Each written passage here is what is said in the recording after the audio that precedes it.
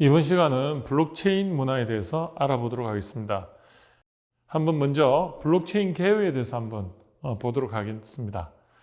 기존 화폐, 전자화폐로 거래할 때 중앙 서버에 모든 거래 기록이 보관이 되는 것과 달리 이 블록체인은 소규모 데이터들이 체인 형태로 아예 이렇게 분산되어 저장이 됨으로 인해서 이 해킹으로부터 오히려 역설적이게도 아주 강점을 가지게 됩니다.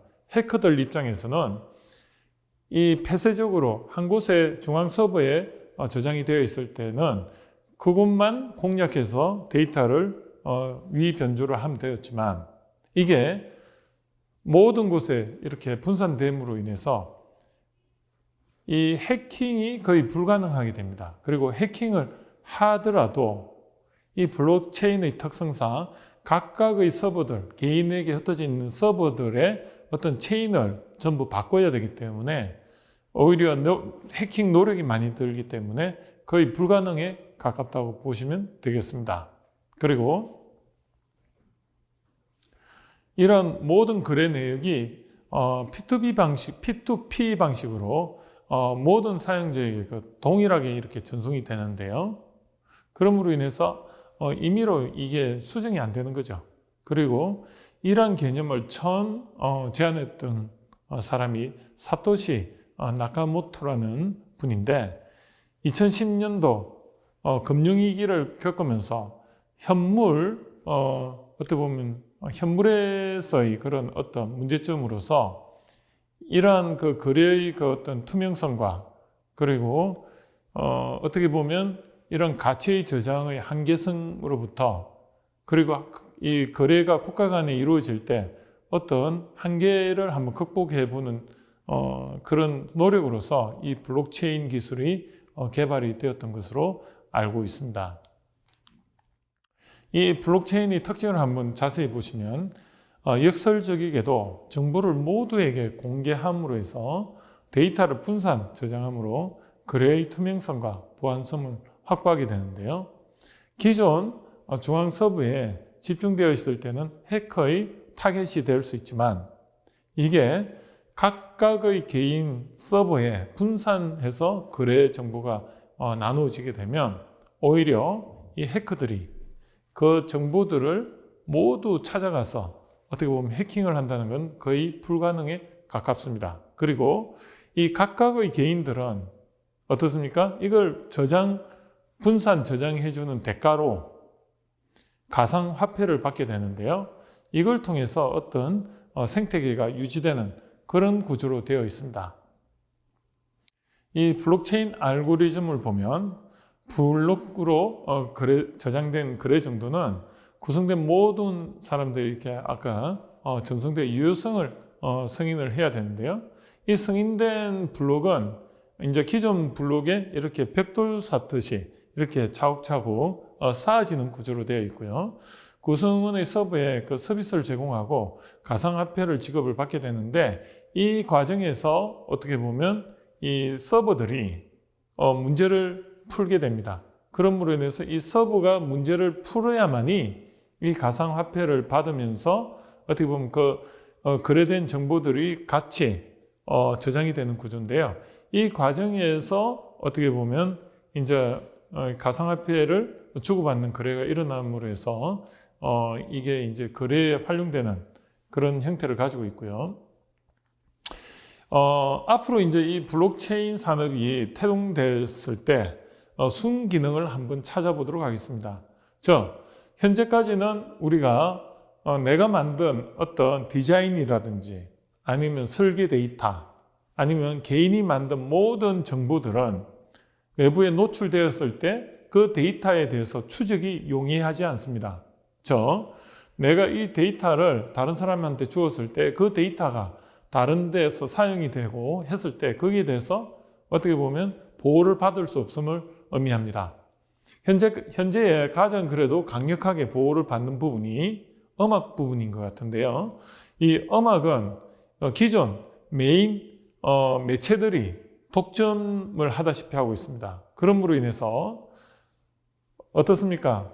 컨텐츠를 만드는 사람들이 어리되어서 갑인 유통업체에 종속을 하게 되고요. 그 과정에서 어떻게 보면 적합하고 타당한 대우를 받지 못하고 이러한 정보들을 생성을 함으로 인해서 어떻게 보면 지금은 컨텐츠 프로바이더, 컨텐츠를 만들어내고 공급하는 사람들은 어떻게 보면 불리한 입장에서 어떻게 보면 사업을 진행하고 있다고 보시면 됩니다.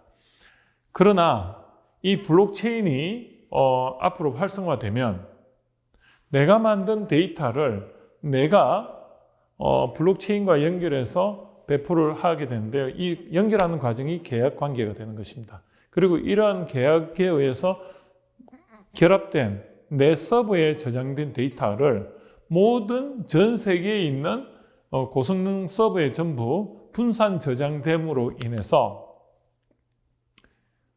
어떻습니까?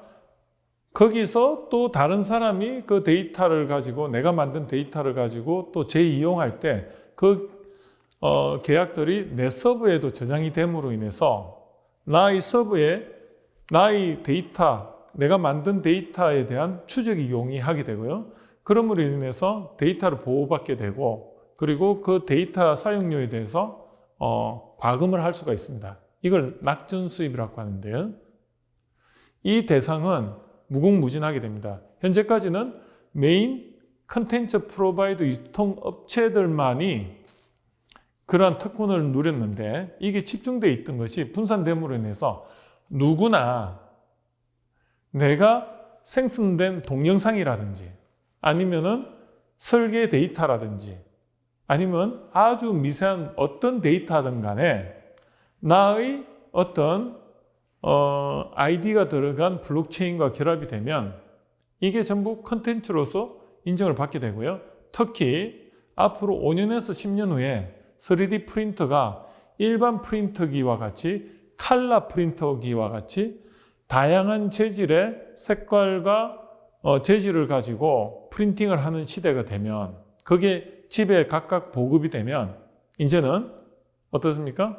어떤 물건을 그냥 데이터만 유통을 하면 거기서 프린팅을 해서 바로 사용할 수 있는 프로수머 환경이 된다는 것이죠. 현재 페덱스라는 회사는 이 3D 프린터 데이터 개발에 세계에서 가장 많은 투자를 하고 있답니다. 그 이유는 국가 간의 물류 시스템을 한번 통계를 내봤더니 현재 기준으로 50% 이상이 3D 프린트를 적용을 하면 실제적으로 물류가 직접 비행기나 이런 걸 통해서 선박이나 비행기를 통해서 오가지 않더라도 그냥 데이터만 주고 현지에서 프린팅을 해도 충분히 사업성이 있다는 결론이 나왔다고 합니다. 즉, 앞으로는 여러분들이 이런 3D 프린팅 기술이 보급됨으로 인해서 여기에 결합돼서 블록체인과 가상화폐가 결합이 되면요. 거래 비용이 거의 제로 수준에서 여러분들이 내가 생각하는 데이터를 생성만 하는, 다양한 형태의 데이터를 생성하는 작가라고 표현을 하지 않습니까? 이 작가로서 보호를 받게 되고요. 자신의 컨텐츠가 하나의 인터넷상의 디지털 자산이 되는 것입니다. 그래서 이 블록체인의 산업의 태동은 앞으로 다양한 형태의 어떤 문화 콘텐츠 사업을 만들 것으로 예상이 되고 현재 인프라는 어떻습니까? PCND, 플랫폼, 콘텐츠, 그 다음에 네트워크, 디바이스라고 했는데 이런 인프라들이 이제 앞으로 이제 이게 성숙이 되면 결국은 남는 것은 콘텐츠고요. 이런 콘텐츠와 블록체인이 결합이 되면 앞으로 새로운 문화가 태동되고 산업이 태동될 것으로 예측이 되는 것입니다. 한번 이 지식 플랫폼의 기초를 보시면 개인 분산 정보 저장, 계약 정보 보호, 계약 정보 접근은 이제 이런 것들은 결국은 지식 보호 산업의 모태가 되는데요. 여기서 그 지식 보호를 우리는 인텔리전트 프로텍터 또는 페이턴트라고 하죠. 그래서 지식 보호 산업이 활성화되고 그래서 미래는 이런 컨텐츠 제조가 유망 산업이 될 것으로 예상이 되는데, 여기에서 앞으로 이제 핵심은 SNS 기반의 어떤 오픈 이노베이션, 즉 내가 잘하는 것과 내가 못하는 것이 있는데 이 못하는 것을 또 다른 분들은 또 잘하게 되는 거죠. 그래서 이러한 것들이 서로 협업 체제에 의해서 서로 융합적 접근이 되었을 때, 그때 새로운 형태의 창의적 콘텐츠가 나올 거고요. 그리고 또 클라우드 상에서 내 데이터들이 유통이 되는데 가상 회사가 프로젝트 기반으로 만들어지고, 그 프로젝트 기반의 가상 회사에서의 어떤 스마트 워커, 즉 시간과 공간을 초월한 몸은 그냥 그 카페에 있던 집에 있던 시골에 있던 건 상관없습니다. 그런데 이 데이터 생성은 이 클라우드 상의 회사에서 모든 걸 주관을 하게 되는데, 이러한 스마트 워커 상에서의 이 작업 환경, 그리고 3D 프린터 기반의 프로슈머, 이런 것들이 앞으로는 지식 플랫폼의 기초가 될 것이라는 게 이제 핵심이고요. 거기 중간에는 이제 컨텐츠가 핵심이 된다는 내용이었습니다. 자, 그 생태계의 변화를 한번 보면요. 17세기 이전에는 자급자족의 시대였습니다. 즉, 내가 생산해서 내가 소비하는데 17세기부터 21세기까지는 1차 산업혁명부터 3차 산업혁명까지를 말하는 것입니다. 이 시대에는 이제 대량 생산 기반의 산업혁명이 일어났던 거고요. 그리고 앞으로 미래에는 이 4차 혁명 시대를 맞이해서 지식 제조업 기반의 신자급자족 시대가 되는데요. 이럴 때 우리는 이제 앞으로 그러면 삶의 형태가 어떻게 바뀔까? 현재까지는 어떻습니까? 오프라인의 생태계가 주가 되었습니다. 그러므로 이 오프라인에서는 대면, 즉 내가 직장에 출근을 해야 되는 환경이거든요.